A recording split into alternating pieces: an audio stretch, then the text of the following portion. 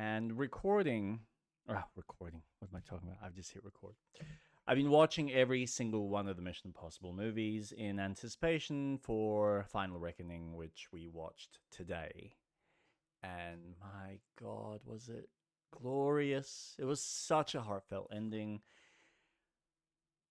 I know people have their contention with Tom and his perspectives in his religious beliefs. That's fine. That's his own personal beliefs, but fucking hell is he professional as an actor, as a stuntman, as an entertainer. The guy's a gun. Like the work that him and his team on Final Reckoning have put, and even like all the previous Mission Impossible films, it's phenomenal.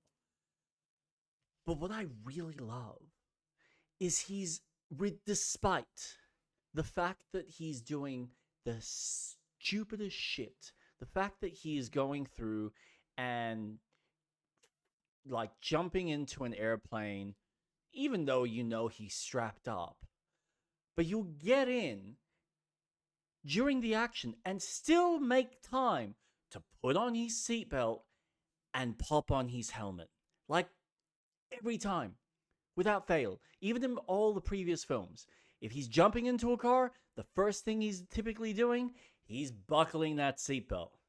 Like when it comes to safety, the guy is the poster boy for it. And I like just praise him as an actor for spending the extra time. It's time that he's literally dedicated for the film. Like you don't do that for shits and giggles. That is a conscious decision to put in that little detail in a film. And he goes the extra mile to show you a 2-second moment of him clipping on a seatbelt or putting on a helmet. Except when he's, on a motorcycle typically, then he's just like, fuck the helmet.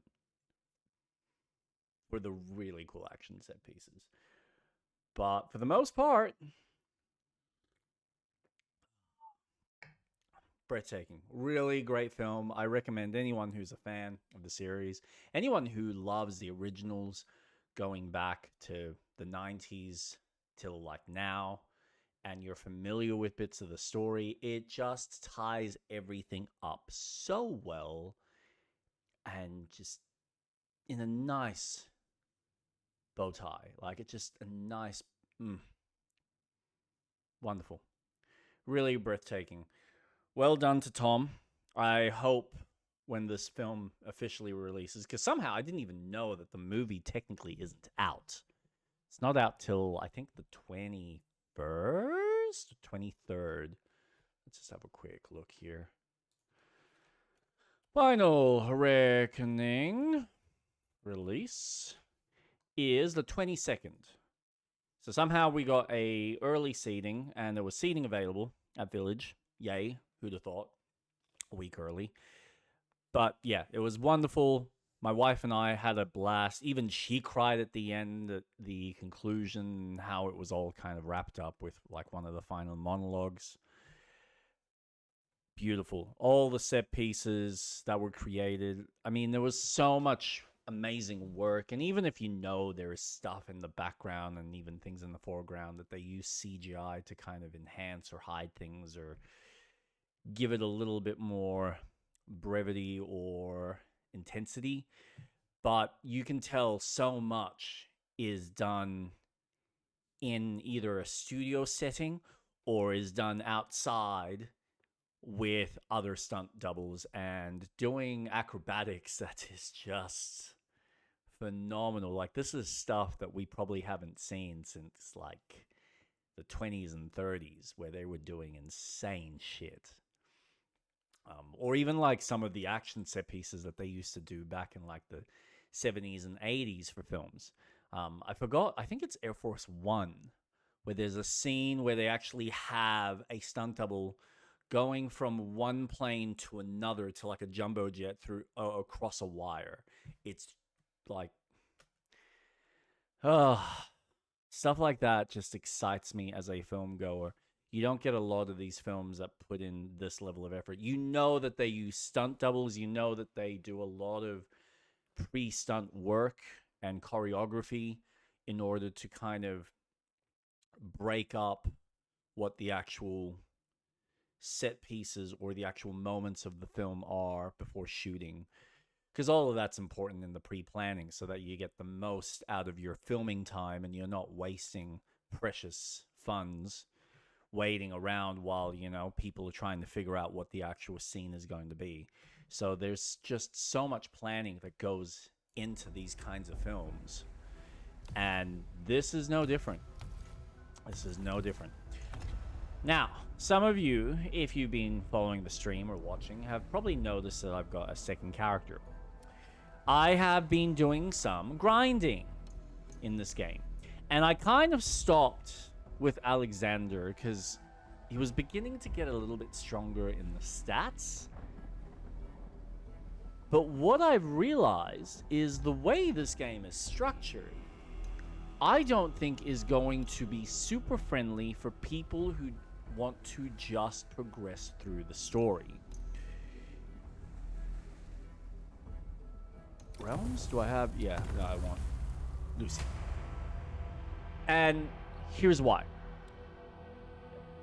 If you're going to know exactly the kind of build that you're doing and how to allocate the skills, and you know exactly what weapon you're going to stick with and level it up, then yes, you will probably have a relatively smooth time and everything will be fantastic and hunky-dory and it'll be wonderful. I still don't know how that bonus works, but we'll see how that goes. However, because of the requirement for gathering certain resources, things like iron, copper, there's other stuff that you get randomly outside in the actual world when you're exploring. There's a lot of things that you need to kind of wait for the map to reset itself so you can go back and recollect. Because the cost at a certain point gets substantially high. So, to give you an example, right now, so I'm actually kind of got my clothes and my weaponry, I believe, at like level 8, which is as high as I can go until I can start collecting silver, which I believe will be in the next area. So I'm kind of ahead of the curve here. But just to get a lot of like any new weaponry or any new kind of armor bits to that point, you're needing a decent amount of the armor bits, you're needing a decent amount of the weapon bits, as well as your copper and your iron for the first two areas. So, for me to level this up, I need 4 copper and 2 weapon shards. And then, when you get to level 3, and you're asked to level that up further, it might ask for weapon shards, it might ask for some other random item, it might be still more copper, or it might be iron by that point. And the requirements is typically going to be at least 2 or 4. There's no ones, there's no kind of minimal amounts, usually at the beginning sometimes. But yeah, you can see, for example, this one needs copper, iron, and silver. So even at my current level, for me to gain those resources, I am still... Now, I've got heaps of copper because, again, I've been grinding a hell ton. And copper is really easy to pick up. Like, there's so much copper in the first area that it's super easy to collect and grind out. The iron currently is a pain in the ass so far. Now, there's probably more in other bits of the game that I haven't quite got to yet, just because I've been leaving like major story bits in some of the dungeons for the stream. But in the proper follow-up area, there really isn't many veins. So it's hard to kind of grind out iron. And it takes a while to also forge it, because you're essentially getting raw iron and then you have to turn it into an ingot. So, yeah, and you can see, like, these requirements obviously vary. That's probably the only time you'll ever see it be 1 and 2. So, what this means is kind of like a Dark Souls, once you pick up a weapon, you really want to stick with it through the game. Now, in Dark Souls, that's fine because when you pick up a weapon, that's pretty much the only type of that weapon that you need to worry about. You don't have to worry about various versions of a broadsword or various versions of a boss weapon. Once you have that boss weapon, that's it. You're using that boss weapon. There is no other variant of it. Whereas with this game, because of the random generation behind it, because of the fact that you have the ability to get random versions of this same bloody rusted sword. You might have a base standard one. There might be a slightly upgraded one that'll have slightly better stats and might give you better gain at the cost of maybe a heavier weight by like a margin. And then you start getting into your specials. You have like a blue version of the rusted sword. You might have, so this rusted sword is a base version, but it has, you can see that this is the lower grade one with 8 gain. This one is a higher version with 10 gain, but weighs 25.5 as opposed to 26.8. So there's various differences with the actual weapons. And because of that random factor, on top of the specials, like the blue specials and then the purple specials, there is so many opportunities for different weapons that you might want to play with, but the requirement to level it up so that it's at a point that you can continue playing the game means that you need to stop progressing the story and level that weapon up. And if you don't have the resources, where you're going back to older areas, and that's where the game kind of incentivizes you to make the most out of your bounties. And this is the other aspect of the game. Is it here? No, up. This is the other aspect of the game where you get a decent amount of resources, XP as well, to help level up your stats, to kind of help incentivize you to go back to older areas. Yay, they got me some new weeklies. Now, this is an interesting aspect which I'll get into in a second with the actual weeklies. But I will actually do them later. Ooh, they gave me some new ones too. Now, most of the rewards for the standard bounties are just weapon-based, but you can see that because of the opportunity for getting slightly better loot this way, which you don't know, a lot of the time, from what I found, it's usually junk. Like as a warrior class, I have no need for any of the rewards for this boss.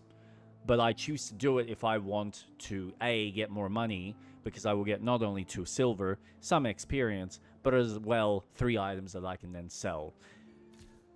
So a lot of this stuff is not really incentivizing you to grow your character. It'd be nice if some of the rewards that they give you here were actual resources and you found weapons in the open world. That's kind of what I feel like the game is lacking, and it should be incentivizing more reward on the resources you need to strengthen your character or be able to find better weapons. The actual weekly ones are a requirement. There's no ifs, buts, and maybes, only because of the fact that you get the I-Core, or the E-Core, whatever it's called. It's the one upgrade that you need in order to level up your character's inventory slots, which you have locked up at the bottom here. So when you're using one of these I-Cores or E-Cores, you're unlocking a row. And you might even just unlock a single weapon slot, or a single secondary slot, or a single ring slot, or a single tool slot. I'm assuming that's, yeah, it's a tool slot. So there's all of that to factor in. And if you're not... Oh, by the way, that's for each of these. So each of these are going to be locked up by 3 rows. And in order to unlock them, you need 1 I-Core to kind of give you that full row. So you need to be doing those weeklies in order to get that. Now, that you can game the system by literally just recreating or creating a secondary campaign that you can take your character in, and you'll get one at the very beginning when you do the first boss, and then you can do the weeklies there in order to get a few more. And you can just keep repeating this and delete that permutation of your world and then create a new one and then create a new one and create a new one in order to just maximize your character that way. My assumption is there's obviously enough bosses in the world through the main campaign, but you can technically game some of these systems in order to just negate having to wait to like kind of build up your stockpile and strengthen up your character that way. Your stats, yes, they've got bonuses to your base weapons, so that's where it's important to know the type of character that you're building. So obviously, if you're doing strength, you are just going to stick with strength. My issue currently is the fact that there aren't many strength-specific weapons. A lot of the weapons that I found are either going to be strength dex or strength faith, sometimes strength intelligence. And there's only a handful of like pure strength weapons. And in the case of, say, this greatsword, it is so slow and clunky to wield. So it doesn't have the same responsiveness as what you'd probably get from a greatsword from Dark Souls. So there's a lot of... It's chunky. It does a hell of a lot of damage. Like, if you compare... I'm, like, stuffing this up now. If you compare that sword of 134 damage... versus this one that I've upgraded to level 8. So they're technically in the same class rank. The greatsword's obviously going to do more damage. However,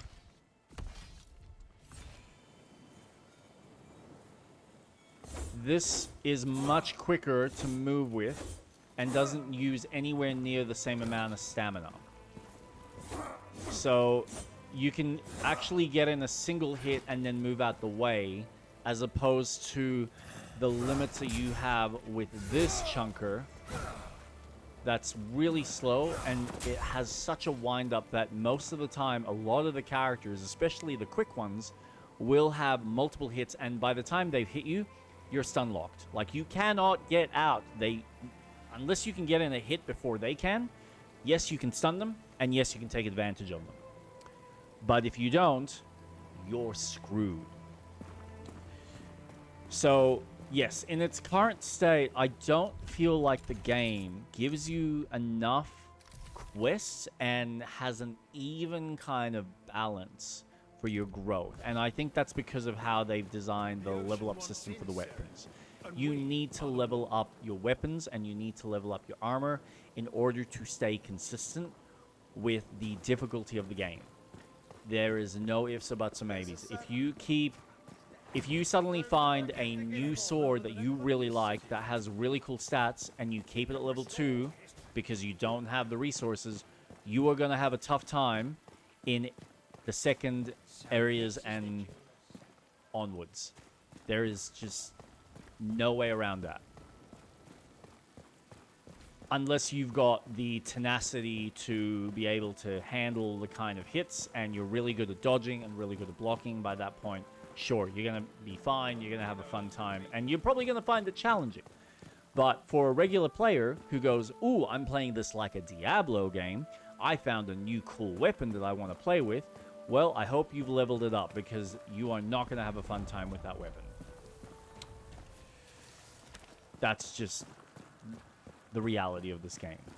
And I think this is where I think maybe some people's contention with the challenges. But on the other side, you can tell... Bye-bye. You can tell that there is a sensation of wanting to build something that's almost like a Animal Crossing, where you're kind of building your arsenal and you're kind of building your character up. And the, corresponding city and the world around him. Now, so far, there isn't a lot that I can upgrade to, so a lot of the things that I've got... Oh, where is he?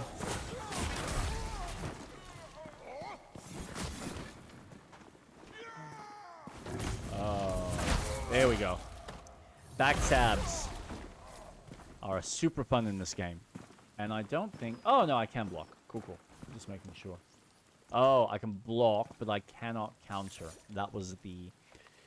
I have a weapon or a piece of armor. I think it's a piece of armor, actually. Parry disabled. Yeah. So if I change that, I will be able to get my parry back.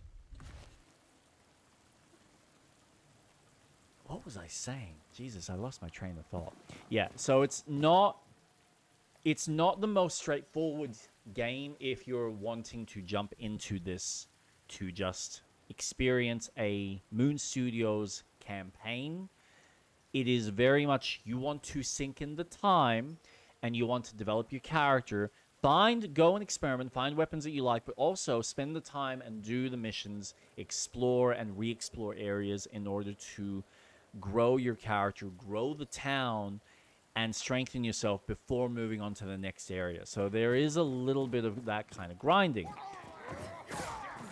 The problem that you might find... Ooh. Oh, no! Oh, how the hell? Oh, I missed him. Yeah. Short swords, man. They're just the way to go. Because you'll see, when you're dealing with this, it will do a hell of a lot of damage. There's no ifs or buts about it. But again, by the time you get in a hit, so these dogs are a great example. They will move, and they will move a lot. But you can see, by the time it took me to get 2 hits in, I can usually finish these guys off a hell of a lot quicker with just 1. So let's have a look at this guy. 1, 2. He's done. So there's no point in having something that is this heavy and it takes still 2 hits. I mean, let's look at another enemy. These guys are a great example. These guys love to dodge. I mean, they are dodge kings. There you go. So, there's 1 hit. Here's me coming in. 2 hits. So much quicker. Here's another example. These mages love to teleport.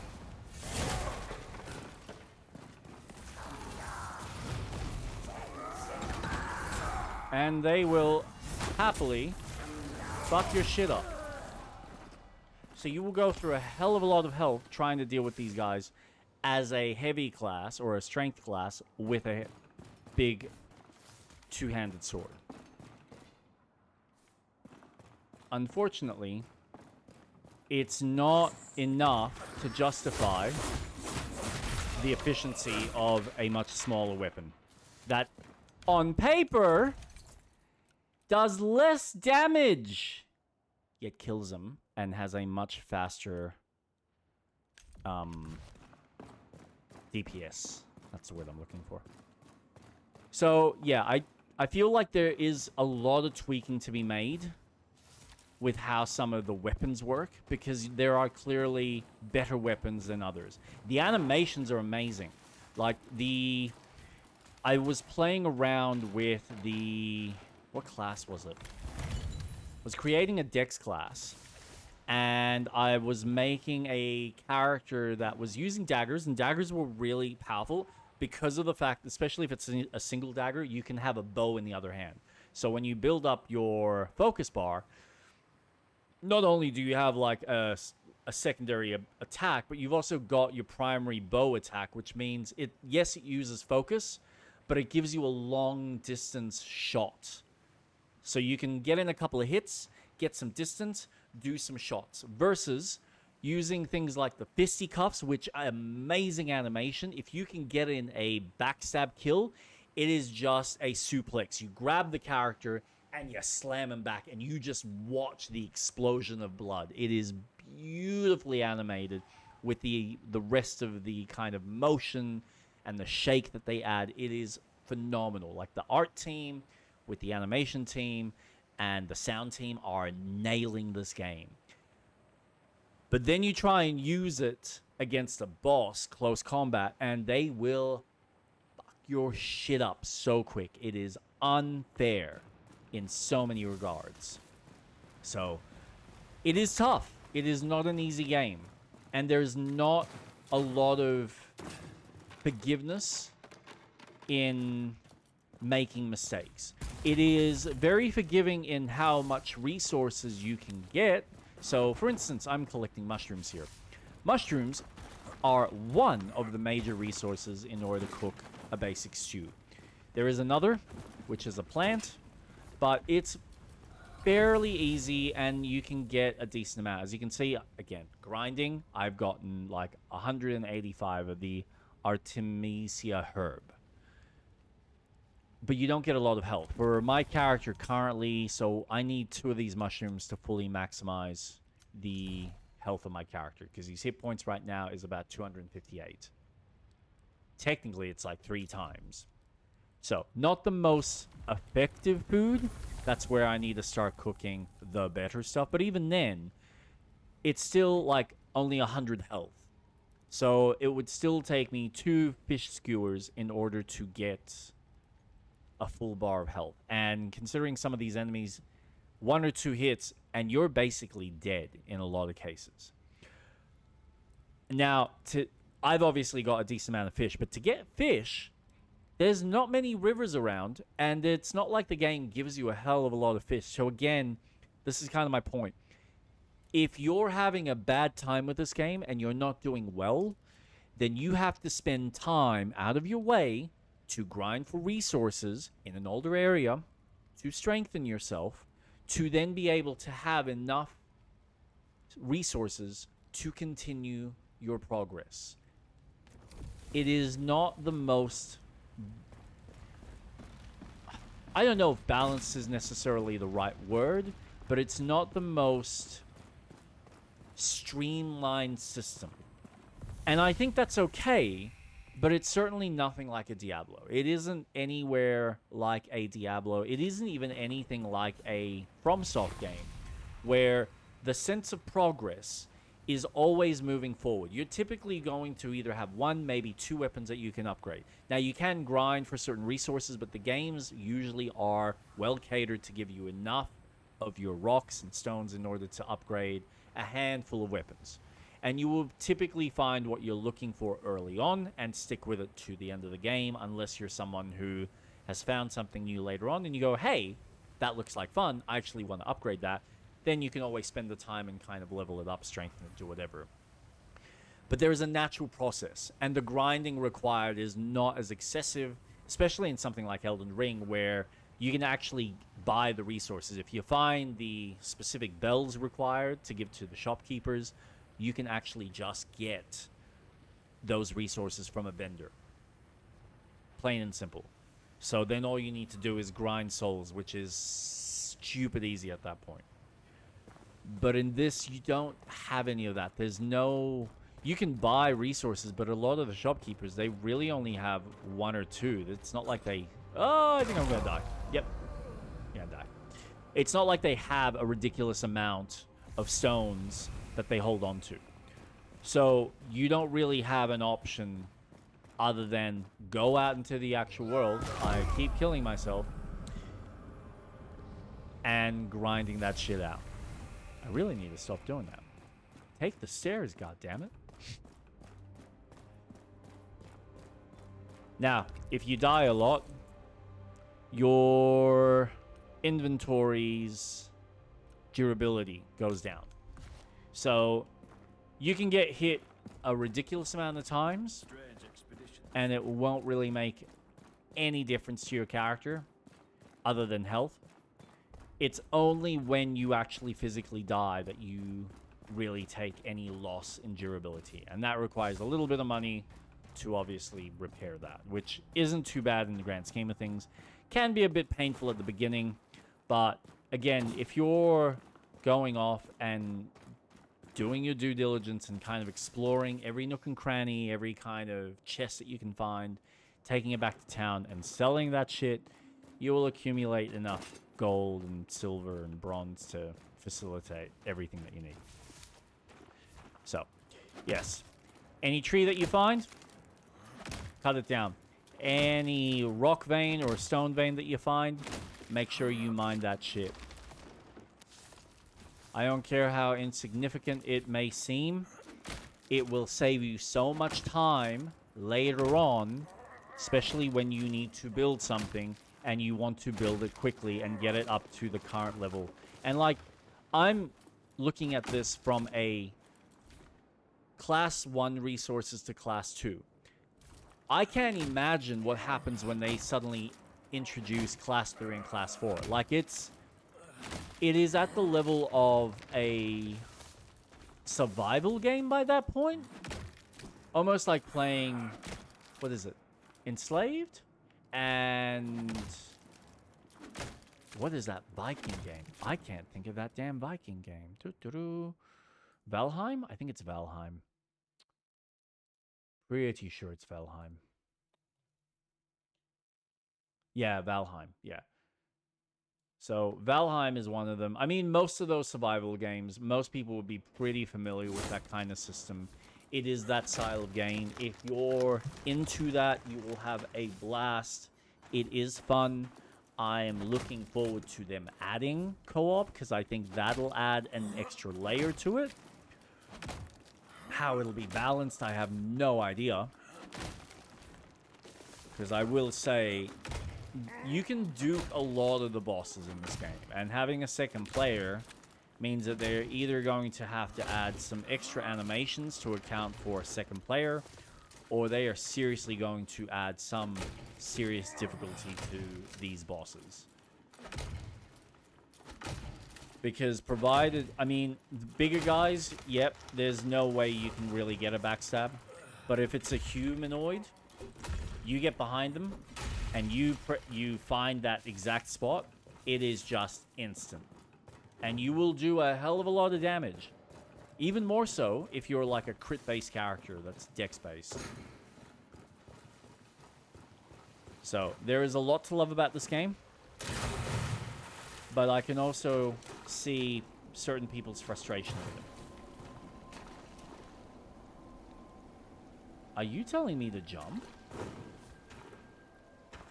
I think you are.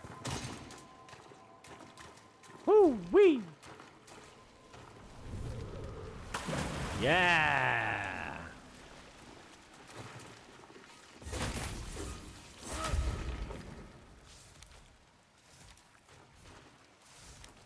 Oh, and the other thing.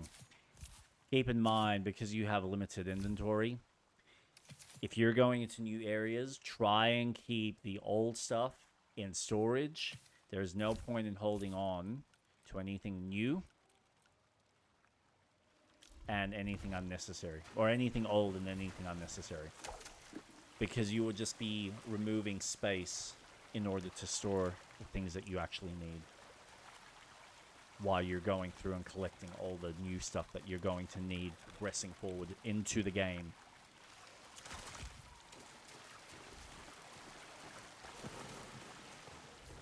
So yes, I'm having a lot of fun with it. But there is certainly a level of grindiness that I'm sure not a lot of people are going to be sold on. And again, if you're someone who's enjoyed Ori and the Blind Forest and Ori and the Will of the Wisps, and you're used to that kind of... I mean, these are two different games. There's no ifs, buts about it. But again, unlike a Diablo game that definitely has a very straightforward, linear kind of structure, you level up your character, you get better loot, and the better loot with better stats is usually what you're taking forward into the next area. This, you need to spend time leveling up your new loot. Otherwise, you will have a bad time. Like, if I had not leveled up my gear, these guys would have been as painful as my last stream. And if you watch my last stream, which you can find on YouTube at Jake Starbeck, you can see how tanky these guys are. Like, it takes a few hits. Mind you, I was doing them with my longsword. But they will dodge and they will push your shit.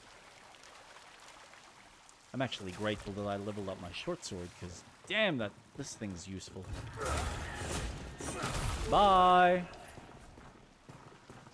Can I get up there? Oh, I can't. Alright.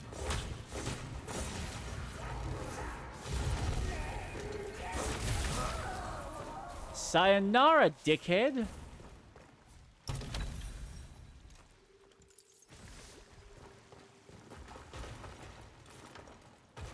Now, also, in respect to this game, Legendary Drop, I think it is the YouTuber's name. Can I get behind? Is there anything there? Probably not.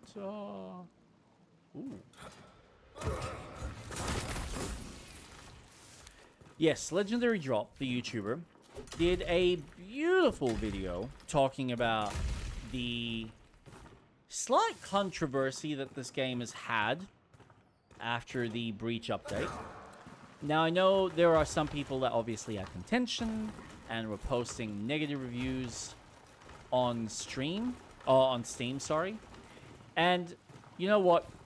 Fair. It was, for the most part, just general feedback that people were having to the update.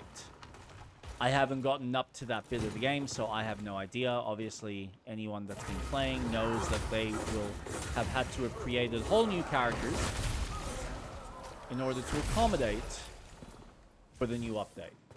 Because all original characters previous to the update have become legacy characters and will not carry forward. Which is fine, that's great, I've got no issues. I honestly haven't played much initially, so I'm in a good book. Hopefully they don't do that again, because, man, that would suck right now, considering how much time I've already spent with my characters. But it is very much indicative of the, I guess, the culture around people posting stuff on Steam and kind of giving their feedback that way. I will admit, leaving a review, and especially a negative review like that as a means for feedback, probably not the most ideal way to do it.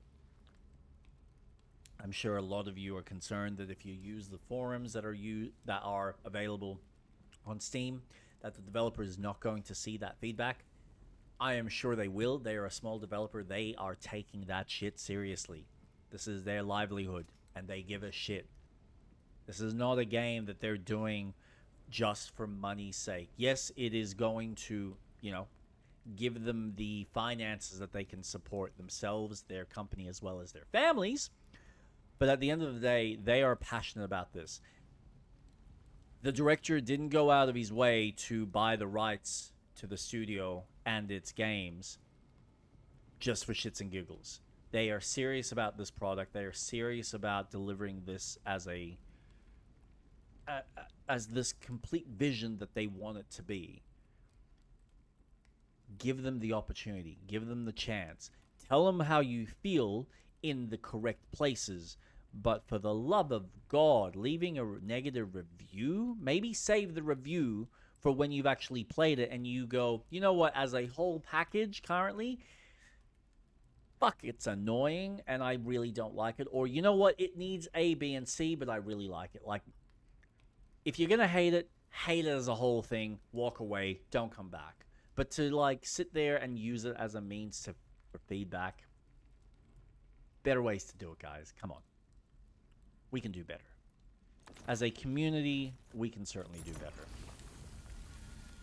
Don't say that, but it's the most convenient way and I don't think they listen to forums. You know what? How do you know? If you haven't given it a try, how are you supposed to know? This game is in early access. They are going to take whatever feedback. If they don't, and you feel like you're not seeing those changes, by all means. But at least give it a try and give them the benefit of the doubt. This game is still in early access. It's still being developed. Until it is a 1.0, it's not done. We are seeing all of the additions and all of the details being put in as we're playing it. So, have a bit of patience, for Christ's sake. I know some of us are almost want to be like my mate Jason, where the easiness of just being able to go directly to Steam and go, nah, sorry, this is not doing what I want, it's shit. Because I'm having a bad time, it is shit. They haven't delivered on this, it is shit.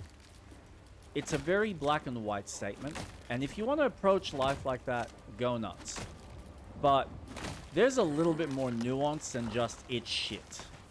And if you can't see past just the standard black and whites,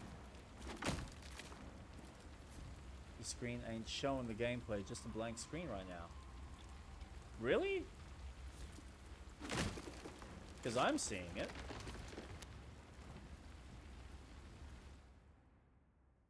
Let me have a look.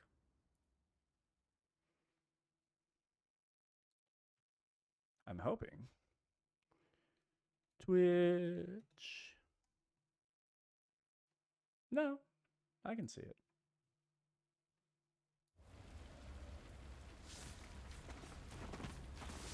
You're just joshing with me. Ooh. If I just left that on.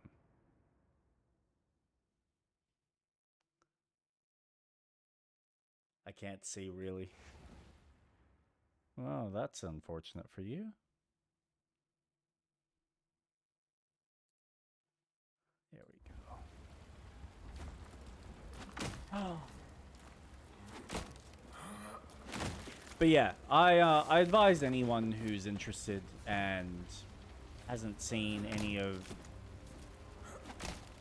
Legendary Drops YouTubes, check it out. I think he's a really fun YouTuber. He had one comment though about Last of Us. No, sorry, Naughty Dog's new game, as well as some comments about Last of Us Part 2, that it's the one thing that I honestly just disagree with the guy. Like, if he honestly feels that the new character model in... what is Naughty Dog's new game called? God damn it. My brain is in so many places. Naughty Dog. What's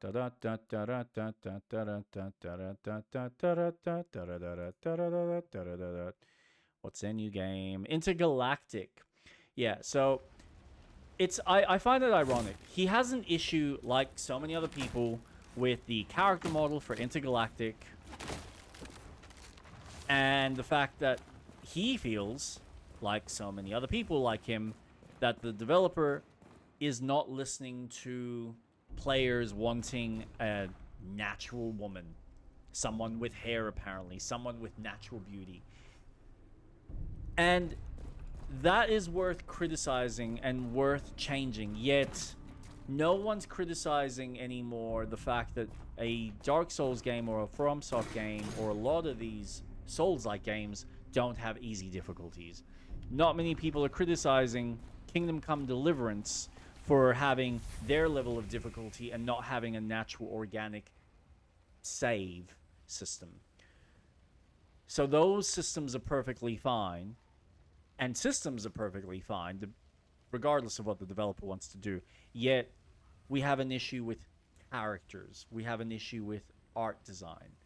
I find that very much a double standard. Like, at the end of the day, the artists are going to choose how they want to present their characters. The artists are going to choose how they want their characters to look, what the purpose is.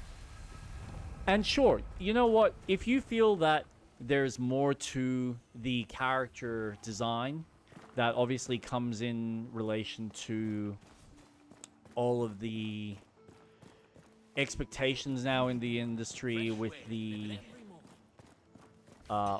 Good day to you. I forgot what the terminology is. What is that called? DUI? Is that what it is?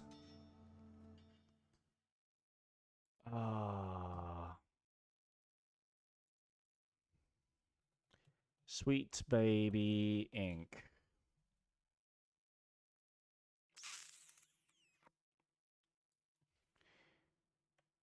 DUI in games.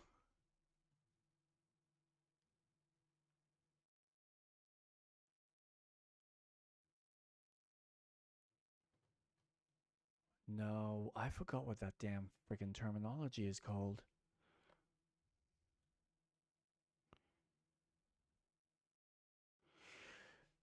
But yeah, essentially, if people have an issue, people believe that a company like Naughty Dog is using that whole cultural appropriation in order to design their characters and, you know, fulfill certain quotas so that they get funding. That's fine. That's your belief system, whatever. I refuse to believe that until the actual product is out and we see what the game is as a whole. Because as far as I'm concerned, I've never had an issue with Abby as a character as a whole in The Last of Us Part 2. I think she makes sense. I think the way she's constructed, the way she's thought out, all works and is congruent in the world. And we can sit here and argue the fact that even someone of her caliber would not have been able to comfortably gain that kind of bulk in a survivalist type of world. Yeah, sure, maybe, maybe not. I don't know. Everyone's genetics are different. There are some people that are just able to bulk up a lot better than others. That's just the reality of people. So to ignore that and to pretend like that's not a thing is really ignorant. But again, it's fiction, and I think it works for the fiction. No one's sitting here and having a problem with the fact that Paul Atreides is able to see through time because he's high as a kite in Dune. But we just believe it because it's part of the storytelling.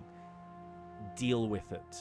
If you don't like storytelling, or you don't like this kind of storytelling, go away, find a story that interests you, and don't belittle someone else's enjoyment of this product. And by all means, like, criticize if something isn't quite fitting. If you feel like certain elements didn't quite go the way you expected, sure. If you don't like the fact that Joel died, absolutely. I mean, I've debated Joel's death to death with my mate Jason, who, you know, to hell and back, will fight for the fact that Joel's death shouldn't have happened the way he did.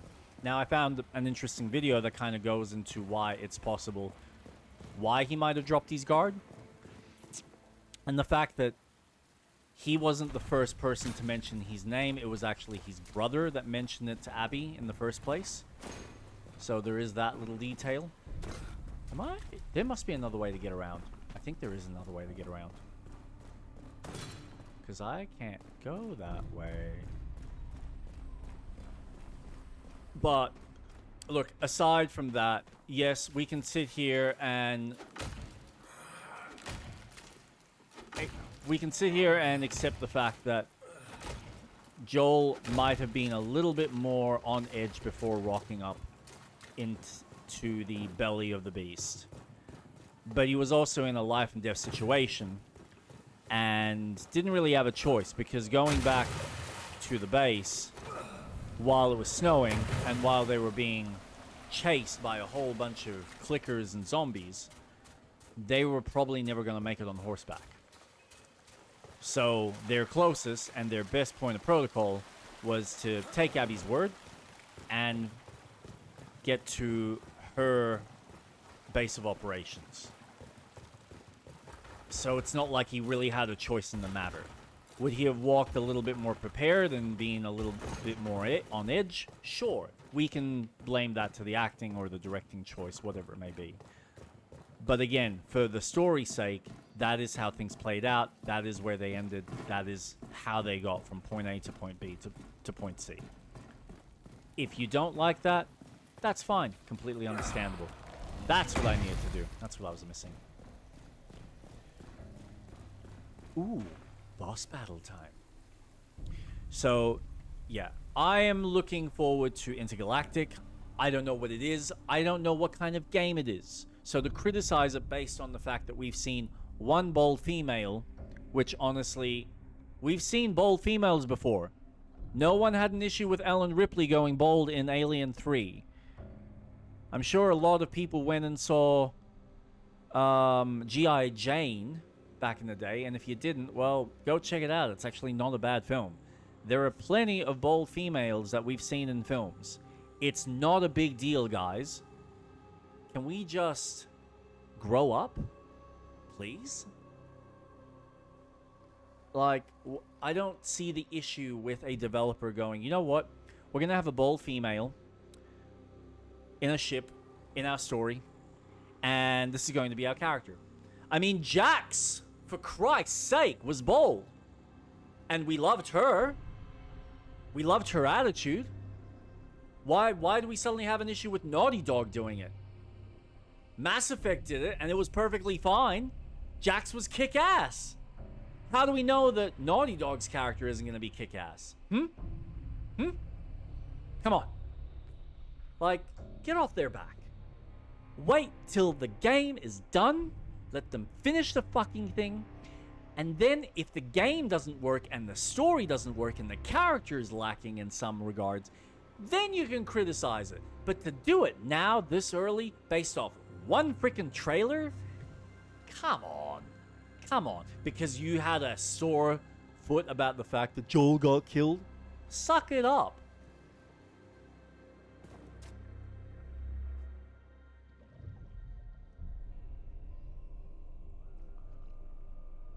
We've seen countless characters die in media. It's not a big deal.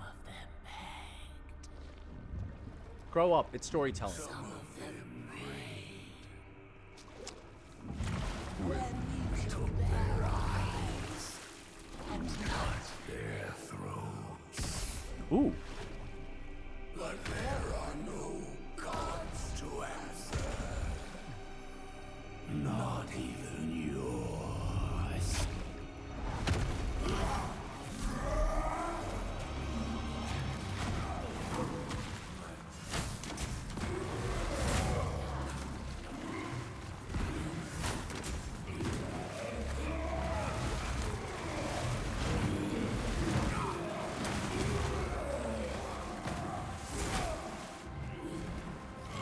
Oh, kick!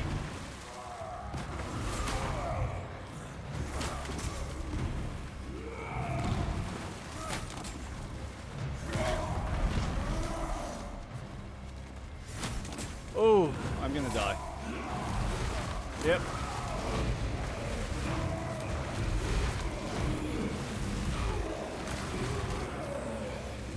Damn it. I think I'm gonna have a hard time with this guy.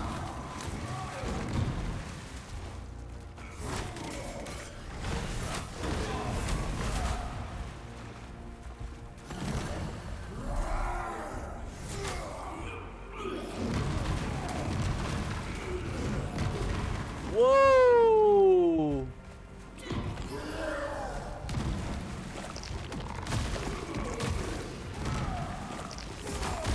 Oh, that was gonna hit. Yep. Oh, man.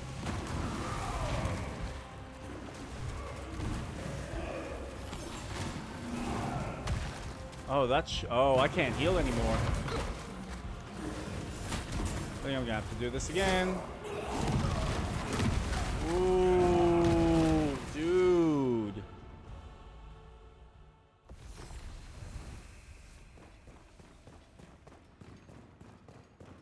What a kick-ass boss fight, though.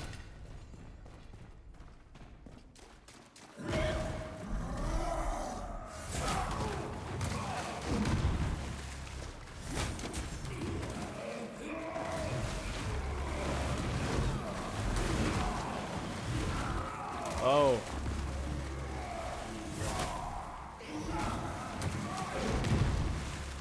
Heal, heal, heal. Whoa.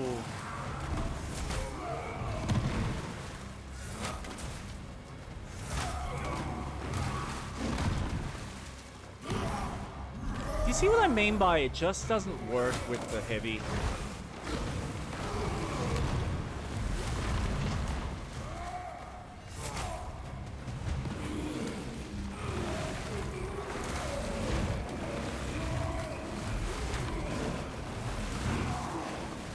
Nope. And of course, you can't infinitely heal either. It is really, really hard with a dual-handed weapon. Like crazy hard. What I might try, this might actually make life easier. Because I got quite a few of this. Yep. Afraid of that.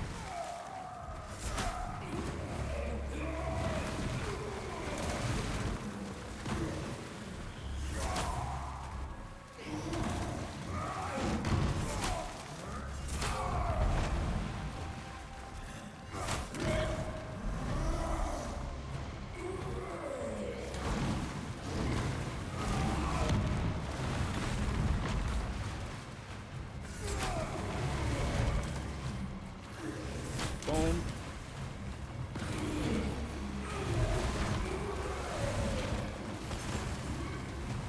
Ooh, boom. Come on, come on. I got this.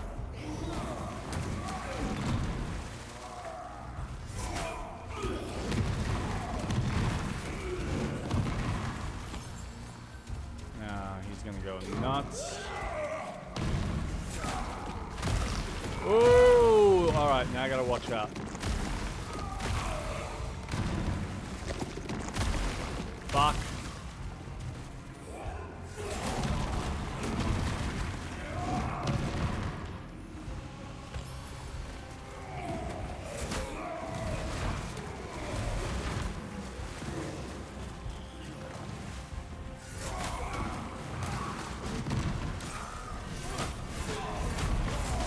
Ooh, there we go.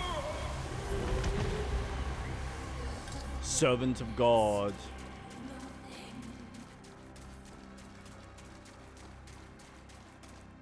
You're dead, boy. How do I get up there, though?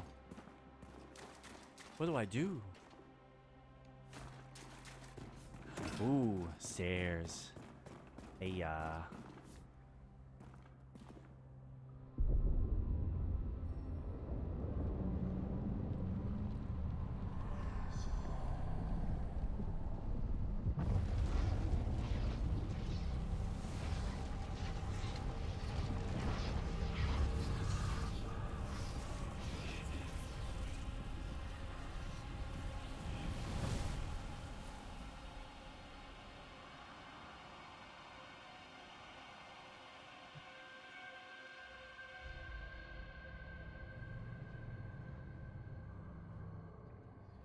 it didn't work. The gates stand as sentinel, open when the world is in course, close when it cries out in torment. This is will of the sayer.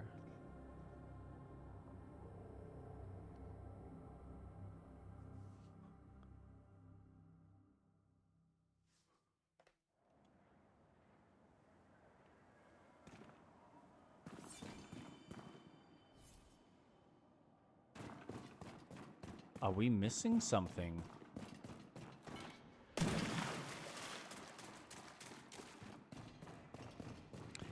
See, now imagine doing that without leveling up your weapons. You would have a shit time. How disappointing. Oh. Even your own history rejects you. I Oh. should have known better, believing I could find purpose in the last descendant of a failed race. But my purpose is clear. I have given my life to God 1,000 times over, and God in turn has made my life an arrow. An arrow pointed straight through this stone, Arrow. at the heart of the rotten Kaelin. Go now, Serum. This is not your story, not anymore. What must it be like to have no true name? To be defined by that which you seek to kill? I imagine it like a pit within your chest, and all you can do is dig deeper. This gate will fall, Serum, and the old ways will fall with it. This gate will... I'm missing something. She's missing something. What is it that she needs?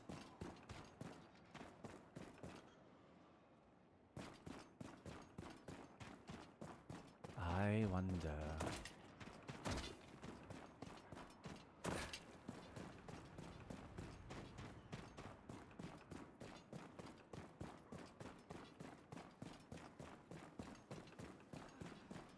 Oh. The other guy's gone too. Hmm.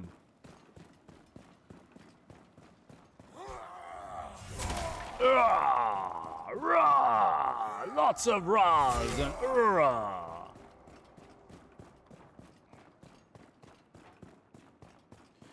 Well, that would mean... Oh, why is the map showing me there? Okay. So I guess my next quest is underground. Since I've done the other one. Not bad. Not bad at all.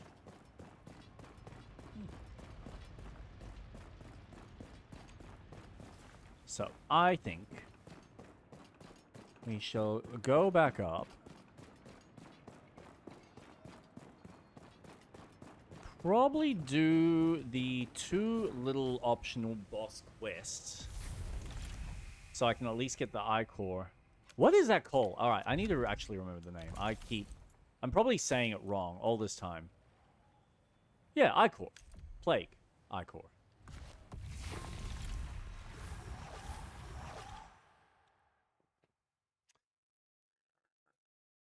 We will make that.